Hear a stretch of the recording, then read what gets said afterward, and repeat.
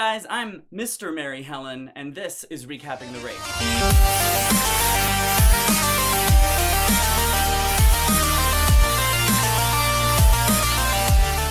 So we're down to the top 4, and this episode starts with a bang. These girls are going into the RuPaul's video challenge, they're gonna film it, and one of them gets edited out completely. The actor in me finds that really terrifying. The idea that you do all this work and you look so gorgeous and it's everything, and then it's all on the cutting room floor. Maybe it'll be an extra online, who knows. But man, do I feel bad for that girl that gets edited out every year. So it starts off with this, the camera's above them, they're laying down, it's supposed to be floating, but they're only being supported from like their shoulders to their butt, so their legs are free to kick and the arms are wafting. And that's like a real ab workout. Go lay down on your bed with your legs dangling off and just keep them held up for a while. Like, that is a core workout, bitch. Like, now not only do you have to be a fierce queen and turn looks and give face and do shows and act and sing and dance, you better be buff as a motherfucker. Yeah, bro, so swole.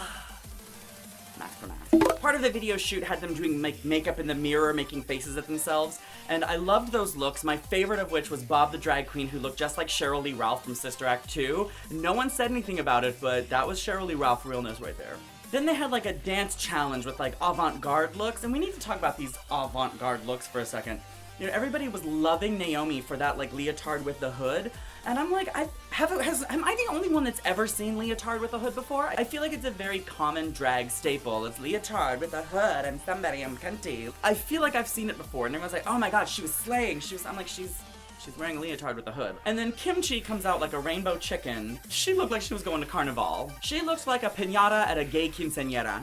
She looked like Firebird from Zelda 2, The Adventures of Link. I know, that's a surprisingly dated reference from someone so young. Bob always acts like she can't dance. You know, if you watch her show, she's always like, haha, I'm dancing, aha, Macarena, I'm gonna do the Running Man. But she really can move. She can move, she handles choreography well. And I love that moment where the photographer was like, okay, stop. You need to be funnier, you need to be zanier. And she was just like, okay. I do think, though, that Chi Chi DeVayne was the victim of bad editing. Like, they cut that together to make it look like, oh, she can't move in this gown, she doesn't know how to dance in this dress, her heel keeps getting caught, and yes, her heel did get caught. But that bitch, as they remind us over and over again, was the dancer of the season. You know, 6 weeks ago, she was upside down in a split twerking and lip syncing, so you're not gonna tell me that she can't move in that gown. I don't buy it. They wrap up the video shoot, and this week's runway is their best drag looks. And I gotta say, I love all 4 of these girls, but all 4 of those looks were underwhelming. I mean, this is your best drag, and this is what we're wearing? Let's go down the line. Bob's face was gorgeous. That's the most makeup I've ever seen her wear. Her hair was perfect. I don't care if Kimchi wants it bigger, like bigger, like bigger. I think that it was the perfect size. And that's a gorgeous coat, and maybe in person it looks really beautiful. On screen, to me, it just kind of looked like a hobo. Like, she was giving me like hobo chic, and like those little white patches, it looked like a patched up hobo jacket. I think they were exactly right when they told her it needed a gown, it needed a dress, because in those pants, I was like, where's your knapsack, girl? Oh, I want to catch the rails. Somebody give me a ride. The best part is I was watching this episode live in Brooklyn because I had friends that were going to be there, and Bob was there. She showed up just to be in the audience, and when she walked out in that coat, someone behind her was like, oh god, girl, really? And she got on a microphone later and was like, I'm standing right here. Red for filth in person. Fucking Brooklyn doesn't give a shit. I thought Chi Chi looked gorgeous. I mean, yes, it's a very done drag look. Like, you can go to any drag pageant, you're gonna see the beaded gown, the big chunky earrings, that like hairdo that looks like balls on your head. Like, it's a very done drag look, but she did it incredibly well. And I think for a show that, like, they want the girls to look like Pokemon monsters, I feel like it's really nice to be reminded that this is what drag actually looks like when you go out into the world. It's not all pictures for Instagram. And speaking of pictures for Instagram, Kimchi looked great. I loved the dress. It was a beautiful silhouette. It had that like thing coming off the side. I feel bad for the pheasant or whatever that had to die to make it, but it was beautiful. But that mask, girl, like her nose contour just kind of came up and twisted around like horns. I don't know what that was even supposed to be. I don't think it's a glamorous look to cover up large parts of your face. Like, if you're gonna be in a mask or you're gonna have like an accent piece, it didn't work for me. I feel like I lost Kimchi in that look, and that's why it makes me feel like the look was wearing her and not the other way around. And now we're gonna talk about my favorite girl in the top 4, Naomi Small Titties. They're loving her look. They're loving her look. And they want to read Chi Chi for, oh, this look has been done before. Naomi's look has been done before, not only by other queens, but by Naomi On this season, episode 1, she came out in that boat. It was the exact same jumpsuit. It was the exact same hair. It was that same 70s chic Studio 54. She wears it well. I didn't need to see it again. In Untucked, the girls were talking about, well, if I win, I'm gonna give you $100, or I'll take you out to lunch. And Naomi was like, I'll buy you a lace front. I want to know something. Maybe you just can't see it on the television, but this bitch has gone on and on and on about lace fronts, and to me, every single wig she wears looks like it's just flat on her head out of a box. Bitch, if those are lace fronts, you are wasting your money on them. Like, I want to know. I want to see them in person. Like, I want to go out to a club to see this bitch just to clock her and be like this. Let me see that. Let me see that wig line. What does it look like? It was very long, it was a great color, she looked good in it, but you're not gonna tell me that's some glamorous $300 lace front wig when it looks like the Halloween Express. And they had this lovely moment, which they've done before, where the girls talk to their younger selves, and I think it's really kind of a cheesy TV moment. I'm not gonna lie, I'm not a fan of it. It's like, let me show you a picture of this star as a child. Let me call you by your boy name. Christopher. As I was watching it, everybody in the audience was eating it up. Like, that crowd in Brooklyn was like, oh, oh, oh. And I'm like, really? Is it real? Maybe I'm just a jaded bitch. I don't know. I mean, that's entirely possible. It's entirely possible that I'm just a jaded bitch. For a show that is very kind of down on the pageanty look, it's a very pageant moment because this is their onstage question. It's not just, oh, here's some shade. Why should you win and not your opponent? It's a pageant question. They want to see how well this person speaks. Once they're on a microphone, they do an interview, they're out in public. How does this person speak? I think Bob was very eloquent. I think her message is something that's important, that is something that children really need to hear, and she delivered it very well. That was the key for me. The delivery was on point. Miss Kimchi and her sad clown just crying her tears all over the stage. Girl, maybe it was a very genuine moment. Maybe it's just me being a jaded bitch again. Again, it's entirely possible. But it felt like such a cloying TV moment. Like, you know, I'm gonna tell my childhood that you're gonna be okay, you're gonna find friends and people are gonna look. I'm sure these are very emotional moments. I can't imagine the pressure of being on that show. You're being filmed. You know it's gonna air on national television. You've made it to the top 4. This is the very last thing you're gonna do before RuPaul decides whether or not you go on to top 3.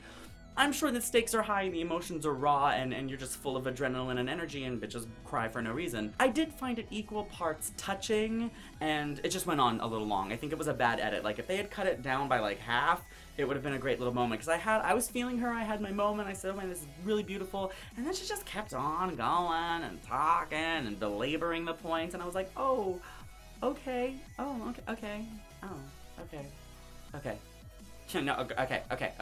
Chi-Chi's answer just seemed like she was trying it. I don't think she was believing anything she was saying, and I think that might have been the moment that cost her the competition. Again, it just didn't seem genuine. If I had Naomi Smalls' answer, I don't have to rely on being funny or being a look queen or being a dancer because I'm all of them. Where were you all of them? In what challenge were you all of them? Don't get me wrong, I don't want to feel like I'm hating on Naomi Smalls. I think she's probably a wonderful person to hang out with. She's a gorgeous queen, but like, where were all of these great talents you're telling us you have? Like, you can tell me you can do karate till the cows come home, but if I hand you a nunchuck and you smack yourself in the head with it, I'm gonna start to think maybe you don't know how to do that. So all 4 of them had to lip sync for their lives at the same time, and they came up with this moment on Untucked where they were gonna like live in the house and have a little choreography, and I thought it was a really nice sisterly moment. Like, that's a moment where you can tell that these girls are actually good friends and they care about each other and that they're gonna be sad to see anyone go. It's moments like that that really make the show interesting and worth watching, and I've always felt like instead of having Untucked as its own separate thing, it should just be incorporated into Drag Race itself. Like, I want to see the backstage and the talking and the bullshit, you know? And especially when they have those really genuine, like, sisterly girlfriend moments. Like, it's really pretty to watch. I like that a lot. But unfortunately, we have to say goodbye to Chi-Chi DeVayne. And I'm really sad to see her go. She was a good queen. She was a funny person. She seemed like a nice guy. Her drag was better and better and better. So we land with our top 3. Bob the Drag Queen, Naomi Smalls, and Kim Chi. I want to talk about each of these girls and what I think their strengths and weaknesses are. For me, Naomi Smalls and Kim Chi are sort of exactly the same queen. Once you look at them, you're done. I think about, what is it like when I go see these people in person? Okay, they're coming to my town, I'm so excited, I've paid my ridiculous cover to get into this bar because I want to see these celebrities. And once you look at them, what else is there? Neither of them are giving you performances. Neither of them are giving you shows. If you can get time with them at the bar having a cocktail and a kiki, maybe that's worthwhile, but they're not performing. Like, they're not giving you anything. And I think Kim Chi is at least giving you like a stunning, stunning look, but I can just follow her on Instagram and see the picture. I don't have to leave my house and do my hair and put on some makeup. I can pay the cover. I can just watch the picture on Instagram and get the exact same thing out of it as if I were there in person. I really enjoy Naomi Smalls. I don't want people to think I'm shitting on her. I just think she's young. She's young and has no life experiences. And for someone who's a little older and also has lots of life experiences, I don't get anything out of her. You know, she comes in and, I'm so young and so thin.